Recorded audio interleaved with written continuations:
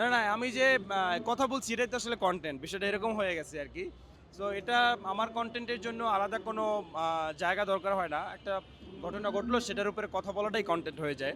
So এটাকে ছেড়ে দেওয়ার কোনো প্রশ্নই ওঠে না। এটা তো আসলে বলা যায় যে এটা আমার রুটি রুজগিরের জায়গা। দায়বদ্ধতার জায়গা থেকে আসলে রাজনীতিতে আসা বিষয়টা এরকম হয়ে গেছে যে জুলাই আগস্ট আন্দোলনে বিশাল বড় ভূমিকা রেখেছি জীবনের মায়া ত্যাগ করে। সো ওই জায়গা থেকে মনে হলো যে আসলে আমরা যে গণ অভ্যুত্থান করেছি এটাকে ধরে রাখা উচিত। তো সেই জন্য আসলে আসা। আর রেসপন্সের যে কথাটা বললেন সেটা পাচ্ছি। এখনকার সময়ের মানুষ তরুণদেরকে সাপোর্ট করতেছে এবং সংসদে অনেক লোক রয়েছে, এমপি মন্ত্রী রয়েছে, তার ভিতরে এনসিপির ৬ জন রয়েছে। তাদের ভয়েসটা খুব চলছে এবং তাদের যে ভয়েসটা চলছে সেটাকে মানুষ অ্যাপ্রিসিয়েট করতেছে, মানুষ নিচ্ছে। এবং এই ৬ জনের ভিতরে এমপিরা তারা তাদের বাজেট প্রকাশ করে দিচ্ছে। তারা মহান সংসদে দাঁড়িয়ে চ্যালেঞ্জ ছুড়ে দিচ্ছে যে পুরো সব সেক্টরের প্রশাসন মিলে যদি ৳১ দুর্নীতি দেখাতে পারে তাহলে এই সংসদ থেকে ইস্তফা নিব।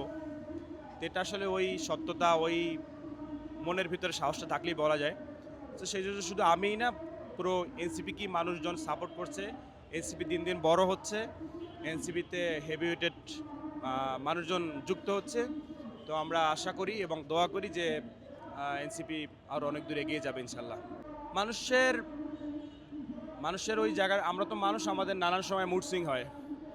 তো এখন জুলাই অভ্যুত্থান থেকে যারা উঠে এসেছে, রাজনৈতিক দল গঠন করেছে, যুক্ত হয়েছে, তারা দেখুন সব জায়গায় হচ্ছে তাদের যে কথা বলার ব্যাপারটা যেটা জুলাইয়ের আগে ছিল ওটা কিন্তু এখনও আছে।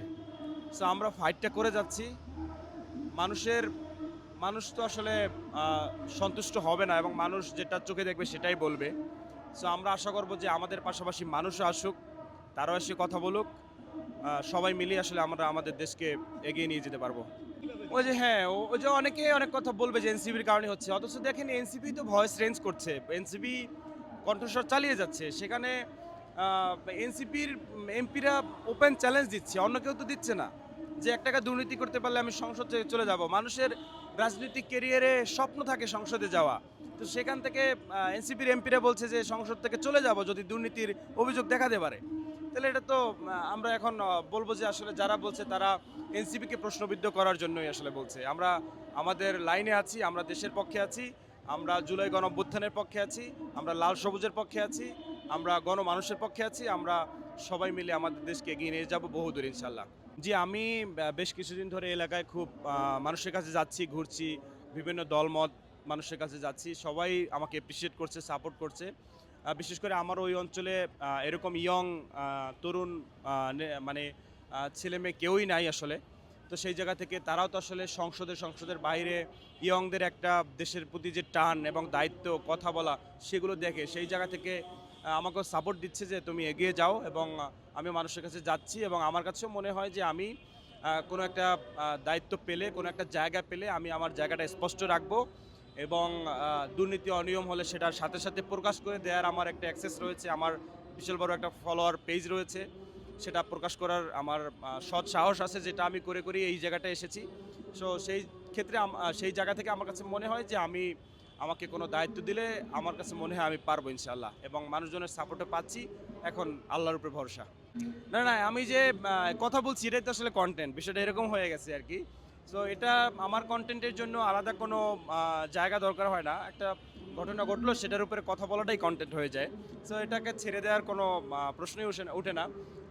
এটা তো আসলে বলা যায় যে এটা আমার রুটি রুজগিরের জায়গা। সেটা করেই আমি এই জায়গাটায় এসেছি। সো এটা ছেড়ে দেওয়ার কোনো মানেই হয় না। এটা চলবে আমৃত। ওই যে বললাম এনসিপিকে প্রশ্নবিদ্ধ করার জন্য নানানজন নানান কথা বলবে। কিন্তু আপনি সুন্দরভাবে জাস্টিফাই যদি করেন দেখবেন যে এনসিপি ভালো করছে। এনসিপিতে হেভিওয়েটেড ম্যানগুলো আসছে, যুক্ত হচ্ছে এবং এনসিপি তাদের সত্যতার যে জায়গাটা সেটা প্রকাশ করছে এবং এনসিপিতে যেই মানুষগুলো আ আ মানুষগুলো যে দায়িত্ব নিয়ে বলছে যে ৳১ দুর্নীতি দেখাতে পারবে না বা বাজেট প্রকাশ করে দিচ্ছে, এই মানুষগুলো কিন্তু আরও ২০, ৩০, ২৫ বছর তারা সার্ভিস দিবে দেশকে। তারা নিশ্চয়ই তাদের ইমেজটা ক্লিন রাখতে চাইবে। সুতরাং আল্লাহ রাজি খুশি থাকলে এই এনসিপি একসময় আরও বড় হবে ইনশাল্লাহ।